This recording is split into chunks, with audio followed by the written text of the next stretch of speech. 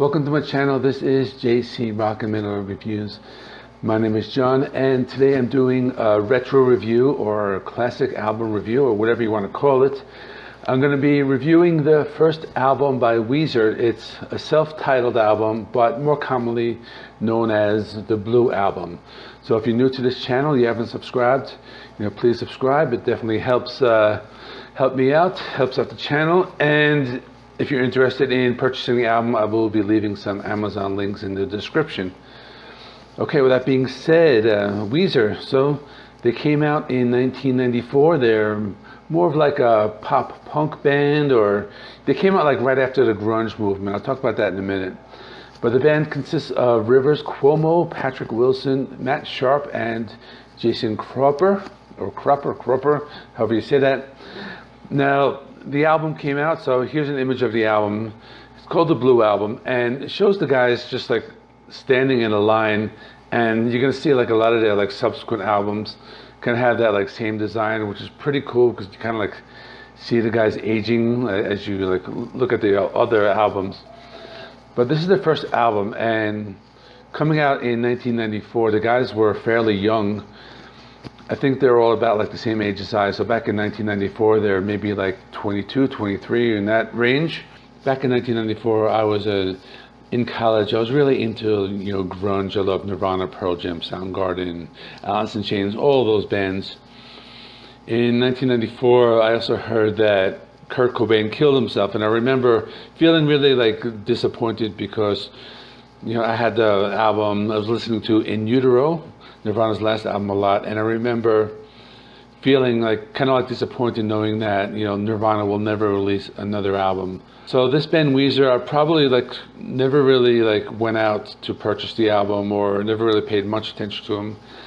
I watched their videos on MTV a lot. I thought they were pretty cool, but it was a time when grunge was kind of ending, and it was also like kind of like an underground like a punk movement. There was an album by Green Day called Dookie that was a really big hit back then in 1994, and there was also another album by The Offspring called Smash that was also pretty big in 1994. So this kind of like post-grunge or pop-punk movement kind of started, and Weezer is and will always be like one of like the biggest bands to start in that movement. So this album, it was released in 1994, and it was produced by Rick Ocasek. So classic rock fans, we know him as the frontman for the Cars, and they recorded the album in Electric Lady Studios in New York City. So it's definitely like a really great album. I mean, this is a 10 out of 10 album. I'm not even going to rate it. I mean, I'm just going to tell you right now. This is a 10 out of 10 solid album. So I'm going to go through all 10 tracks just one by one. So let me get into that right now. The first track is My Name Is Jonas. The intro reminds me of Dust in the Wind. The guitars are heavy.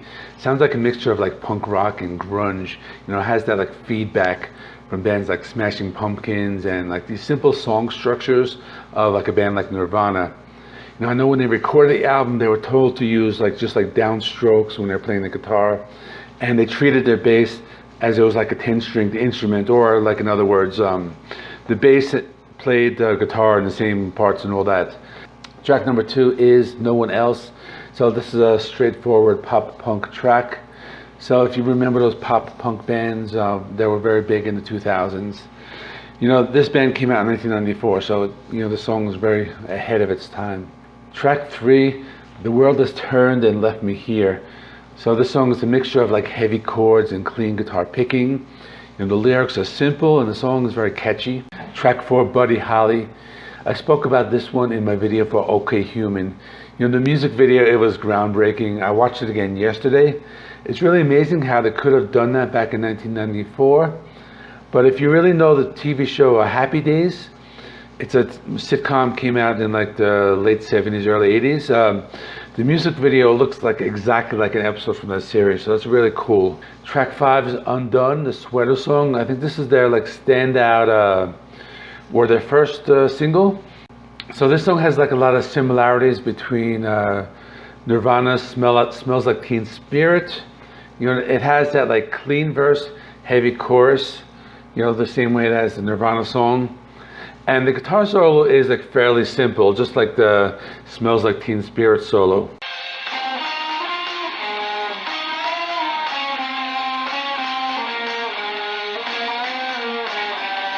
And the music video for this, it's just like a straightforward like performance video. It's pretty cool.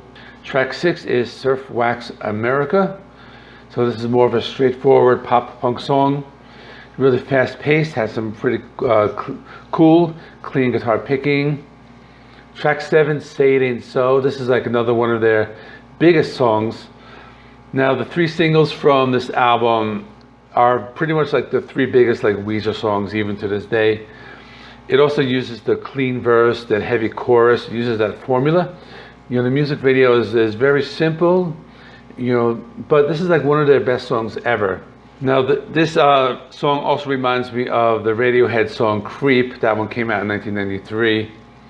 And it's pretty cool. The guitar solo is also kind of jazzy and it's kind of cool.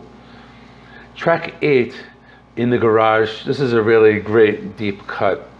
So in my last video, an old childhood friend, his name is Ben, he dropped a comment and he was talking about how he listened to this album. And he recommended this song in particular because the lyrics reminded him, back in the day when we were friends and we would hang out in our garage. And it's almost like the lyrics are describing like exactly like our life back then. So I'm gonna like read some of the lyrics here. So I have them right here on my screen. I've got a Dungeon Master's Guide. I've got a 12-sided die. I've got Kitty Pryde and Nightcrawler 2 waiting there for me. Yes, I do. I've got posters on my wall, my favorite rock group Kiss.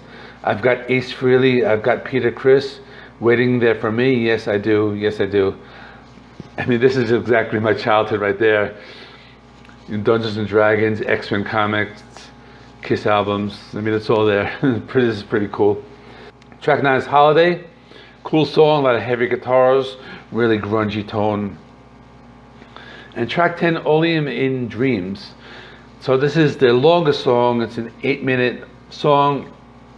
Final album. Reminds me of Nirvana, but more of like one of their like B-sides from maybe like their Incesticide album. This one, you do hear a bass line, kind of like similar to like a Nirvana song.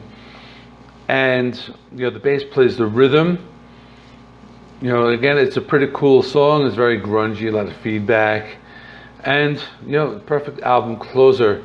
This is a really great album. Like I said, it's 10 out of 10. A 41-minute length. That's like a really perfect like album length. And I definitely recommend going back and listening to this album, especially if you're recently listened to OK Human, because it's really good to see how the band evolved. That's it. I'm going to end it here. So let me know in the comment section, what do you think of Weezer's Blue album? Or any other, what are your favorite albums by Weezer? Just let me know. Let's get a conversation going. Like I said in the beginning, if you want to, you can subscribe and like and do all that. Definitely helps me out. I'm going to end my video here. I'm going to be linking some videos here. My Weezer OK Human video should be appearing there, and I'll have another one there, like I said. And keep on rocking. I will see you soon and see you in the next one.